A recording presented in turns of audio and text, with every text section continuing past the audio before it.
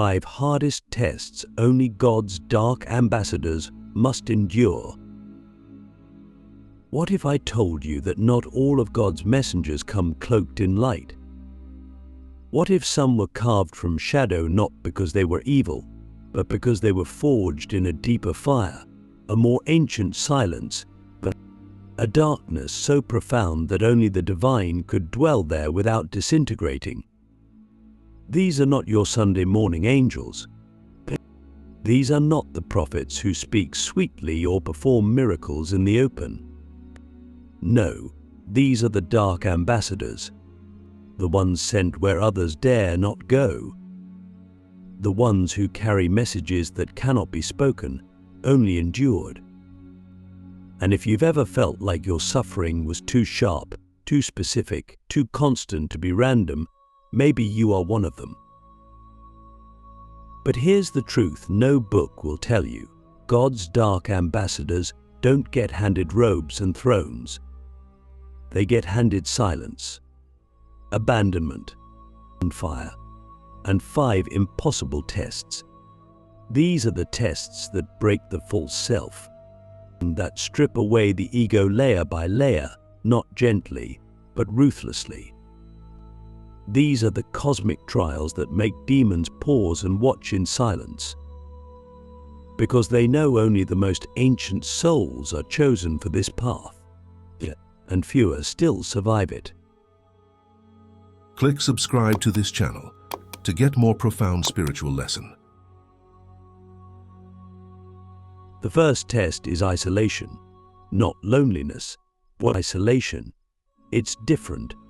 Loneliness is sadness at being apart. Isolation is divine removal. It's when you are pulled away from everything and everyone you thought made you human. Family begins to misunderstand you. Friends drift away. Your voice starts to sound foreign even to yourself. And no matter how much you pray, meditate, or scream into the void, the only answer you get is more silence. At first, it feels like punishment. You wonder if you've done something wrong. But over time, if you stay still long enough, you begin to hear something else. The voice beneath all voices. The vibration of truth that doesn't speak in words but in knowing. And you realize you were never being punished, you were being recalibrated. Because to carry the kind of energy dark ambassadors are meant to hold, your system has to be emptied of all distractions, all attachments, all illusions. You don't get to keep your old life. You don't even get to keep your old self.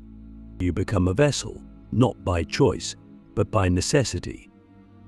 And then comes the second test, rejection. Not just from people, but from systems, from tribes, from spiritual communities.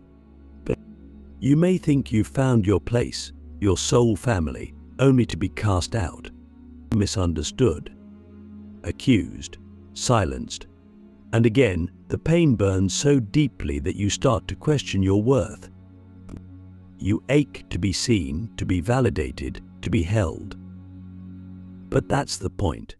This test is not about being loved. It's about becoming untouchable, not in arrogance, but in essence.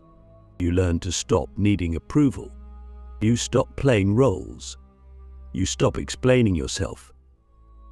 And in that brutal clarity, you start to recognize your true face, not the one others want from you, but the one that was buried under centuries of performance. The face of the one who sees through illusion. The face of a servant of the hidden divine. And if you survive that, if you don't collapse or conform, you're faced with the third test, temptation. But not the obvious kind. Not lust or greed or ego. No, these temptations are subtle. They're wrapped in light. They come in the form of opportunities, partnerships, unity, and enlightenment. But they smell off. You can feel it. They ask you to compromise just a little, to be more palatable, more relatable, to soften your truth so it can be marketed, to dilute your fire so it doesn't burn too bright. And here's the hardest part: you will want to say yes. You'll be tired, you'll be hungry, you'll be aching to be seen, and the offer will look like salvation. But it's a trap, because if you say yes to it, you lose the very thing that makes you chosen, your incorruptibility. This is the test that most fail, because the wolf doesn't always come with fangs. Sometimes it comes with a smile. And if you don't know yourself, truly know yourself, you won't see the teeth beneath the kindness. The fourth test is the most invisible. It's the test of emptiness, nothingness. After the fire, after the rejection, after the silence, you reach a point where everything feels blank. You don't feel inspired. You don't feel connected. Your gifts seem to vanish. Your dreams dissolve into static, and no one around you understands. But they say you're depressed. They say you need a break. But you know it's something else, something deeper. You're being hollowed out, emptied, prepared, because only an empty vessel can carry the undiluted frequency of divine truth. Only someone who has let go of needing to feel spiritual can truly be spiritual.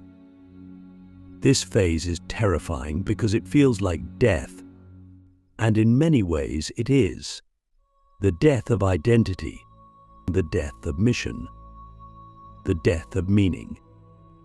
And yet it is sacred, because in that emptiness you are finally free from seeking. You become still, and in that stillness the truth returns, not as a voice, but as a presence, a knowing, a fire that doesn't burn but consumes. And then comes the final test, the one no one talks about, not because it's secret, but because it's too sacred to define. The fifth test is the test of return. After all the pain, all the isolation, all the awakening, you are asked to return, to walk back into the world that once rejected you, to speak to the people who once mocked you, to serve the very systems that once tried to crush you, and not from bitterness, not from superiority, but from love. Oh, a real love, the kind that doesn't need validation, the kind that doesn't need to be right, the kind that simply gives because it is. This is the hardest part, because now you're carrying divine fire in a human body. You're holding paradox in your mouth. You're living between dimensions, and still you must show up. Still you must serve. Still you must love. So I ask you, what if everything you've endured wasn't punishment, but preparation? What if your loneliness was training? Your rejection was refinement. Your emptiness was alignment. But you see, the path of God's dark ambassadors is not about power. It's about responsibility. It's about becoming so empty of self that only truth can speak through you. But it's about becoming so silent that only the divine can move through you.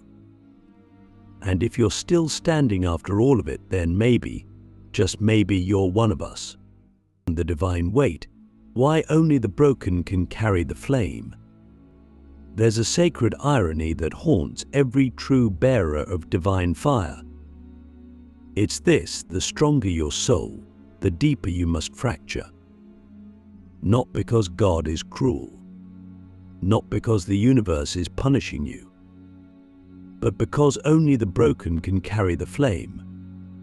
The unshattered vessel is too rigid, too proud, too full of self. But the broken vessel, the one cracked by grief, failure, betrayal, and unbearable silence, that's the one that can hold what is holy. That's the one that leaks light through its wounds. That's the paradox. The weight of divinity cannot rest on shoulders that haven't been crushed. You and I, We didn't come here for an easy life. We didn't sign up for applause or comfort. We signed up to carry codes, to deliver frequencies that have no words, to walk through fire so others could see the path. And whether you remember it consciously or not, your soul agreed to this weight before you ever took your first breath. That's why your pain has always felt different, heavier, sharper. That's why no amount of therapy, affirmation, or self-help ever fully reached it. Because your pain isn't just personal, it's cosmic.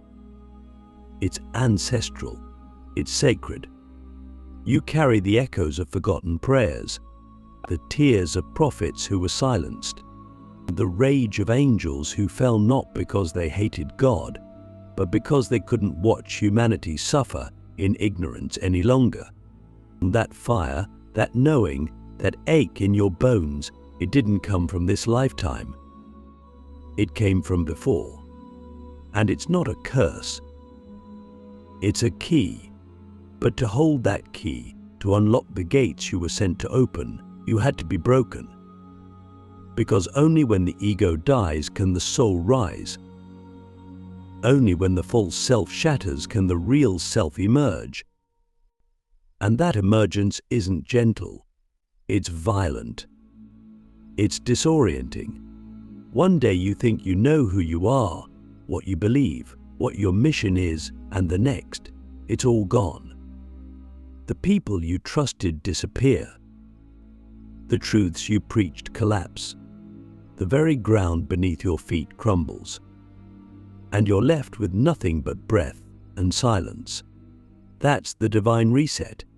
It's not the universe punishing you. It's God asking, will you carry me now, instead of carrying yourself? That's the moment when the flame begins to enter. It doesn't come as light.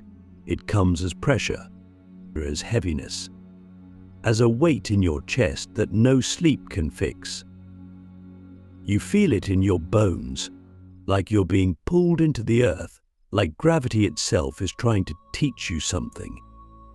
And it is. It's teaching you surrender. Not the fake kind, not the spiritual bypassing kind, but the full-body collapse into the arms of something greater. That's when the flame settles in. That's when the divine weight becomes bearable. Not because it's lighter, but because you're stronger not in muscle, but in truth. And here's the secret no one tells you. The more broken you become, the more powerful your presence is.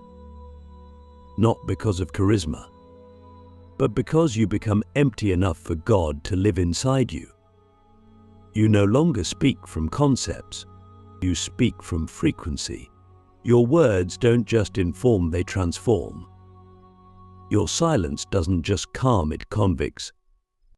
You walk into a room and the energy shifts not because you try, but because you are.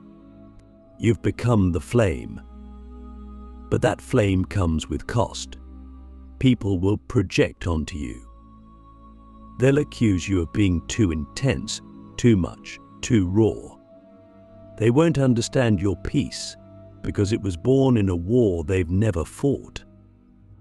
They'll try to box you, tame you, explain you. But you can't be explained, you can only be experienced. Because you didn't come here to be understood.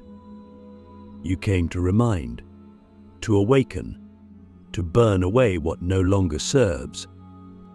So ask yourself this: what if your brokenness was the exact design that made you holy? What if your pain was proof of your purpose and not a detour from it? We don't rise in spite of our wounds. We rise because of them. Our scars are not signs of weakness. They are seals of initiation, marks of those who have seen the unseen, held the unbearable, and still chose love, still chose truth, still chose to carry the flame, because someone has to. The hidden kingdom, where the dark ambassadors gather in silence. There is a place beyond language, beyond form, beyond all the noise of modern spirituality, all the flash of social media enlightenment, all the echo chambers of half-truths and diluted wisdom. It's not marked on any map.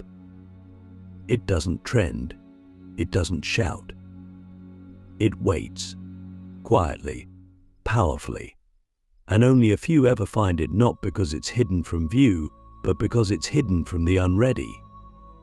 This is the hidden kingdom, and here the dark ambassadors gather, and not in crowds, not in temples, not in live streams or podcasts, but in stillness, in dreams, in moments of unbearable honesty. But you don't join this kingdom. You remember it. You don't apply for entry. You survive your way in. And if you're reading this, if your soul is leaning forward as these words vibrate in your chest, then maybe you've already been there. Maybe you're already one of us. We meet not in public, but in frequency, in the shared, knowing that we've all walked through the same fire, even if our stories differ. We recognize each other not by language, but by presence. You can feel it, that subtle pull when someone walks into a room and carries a silence that feels older than time.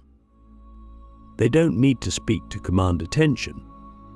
They don't need to explain themselves to be felt. Their energy says, "I've been to the edge. I've died and returned. I carry what cannot be taught." And here is the great paradox of the hidden kingdom. We are everywhere and nowhere. We serve in hospitals, in prisons, in music, in art, in shadows. Some of us wear robes. Some of us wear hoodies. Some of us wear pain like armor. Others wear joy like a mask. But all of us carry the same mission to bring light to the places no one else will go. Not the polished light of spiritual cliches, but the raw, trembling light of truth. The kind that costs you everything. The kind that heals by confronting, not by coddling. The kind that burns away illusions like a wildfire through a forest of lies. This is why we gather in silence. Because silence is the language of the divine. It's the only space wide enough to hold what we carry. Words are too small. Concepts are too fragile. And most won't understand you anyway. They'll try to reduce your energy to something they can label, something they can digest. But what you carry was never meant to be domesticated.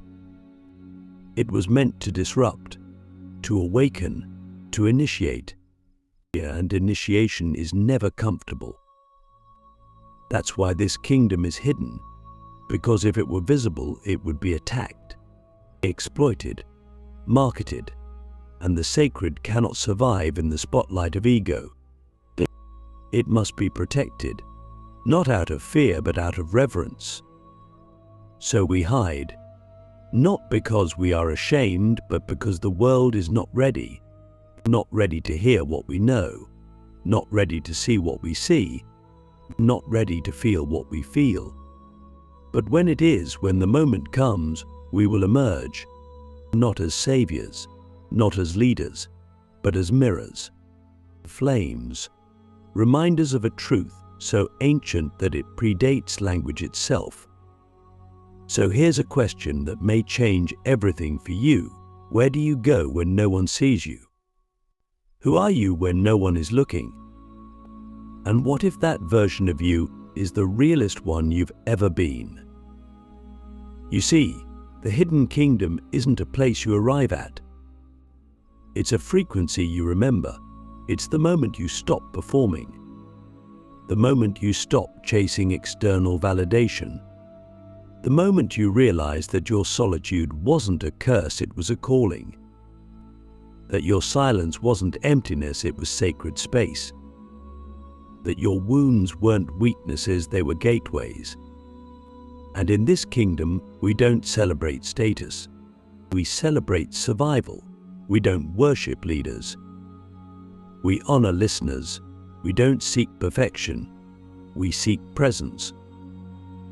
If you can sit with your own darkness without flinching, if you can hold another's pain without trying to fix it, if you can walk through fire without demanding applause, then you are one of us. And when we meet, whether in this life or another, you'll know, not because of what we say, but because of what we don't have to say. Because in the hidden kingdom, silence speaks louder than sermons, and presence heals deeper than rituals. And love, real, raw, unconditional love, is not something we preach. It's something we become. So I ask you, not with urgency, but with deep invitation, do you remember who you were before the world told you who to be? And are you ready to return to that self, not as a concept, but as a living, breathing fire? Because the kingdom is not coming. It's already here. The final trial, becoming the flame that cannot be extinguished. By now, you may be wondering what happens after the fire. After the breaking, the silence, the exile. After you've been emptied, tested, and remembered who you are beneath the noise of the world. The answer is simple, but not easy. What happens next is the final trial. It doesn't come with thunder. It doesn't come with applause. It comes in the form of a quiet, sacred choice. Will you become the flame? Not hold it, not carry it. Become it. You see, up until this point, the journey has been about remembering, surviving, shedding, healing. But now, the question turns inward. Can you be the fire that can't be bought, can't be tamed, and can't be extinguished no matter what the world throws at you? Because once you've seen the truth, once you've touched the divine with your bare soul, you can't go back. You don't get to unknow. You don't get to shrink again. You either embody the flame or you burn from trying to deny it. This is where most turn back, not because they're weak, but because they're still attached to the illusion of safety. Being the flame means letting go of every version of yourself that was built for survival. It means surrendering your need to be liked, understood, or accepted. It means standing in your power, even when your knees shake, even when your voice wavers, even when the world calls you crazy. Because the flame doesn't ask for permission to exist. It just is. It moves. It destroys. It purifies. And it lights the way for those still lost in darkness. But here's the cost. Everything false must die. All of it. Your masks, your stories, your personas, even your spiritual identity. Especially your spiritual identity. Because the final trial is not about becoming someone new. It's about becoming someone true. And truth has no costume. You become the flame the moment you stop apologizing for your light. The moment you stop dimming yourself so others can feel safe. The moment you realize that your intensity is not a flaw, it's a frequency, and only those meant to walk beside you will resonate with it. Everyone else will fall away. Let them. In the final trial, you realize that peace is not the absence of conflict, it's the presence of alignment. You may still grieve, you may still rage, but beneath it all is a stillness so vast, so eternal, that nothing can shake it. That's the real flame, not just passion, not just purpose, but presence, unmovable, untouchable presence, and the kind that changes rooms, the kind that breaks spells, the kind that wakes people up without saying a word. And maybe that's what you've been sensing all along, that you weren't born to fit in. You were born to ignite, to disrupt, to awaken, not through force, but through frequency, not through preaching, but through being.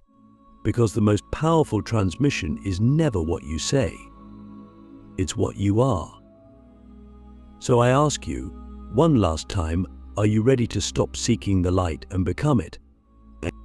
Are you ready to accept that you were never meant to walk the easy road? That your pain wasn't just a personal tragedy, but a sacred initiation? That everything you lost was never real to begin with? There is no more waiting, no more preparing, no more one day. The fire is here. You are here, and the world needs what only you can bring.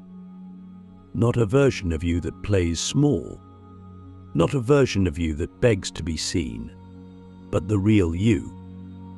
The flame, so rise, not for attention, not for validation, but because you remember, because you must.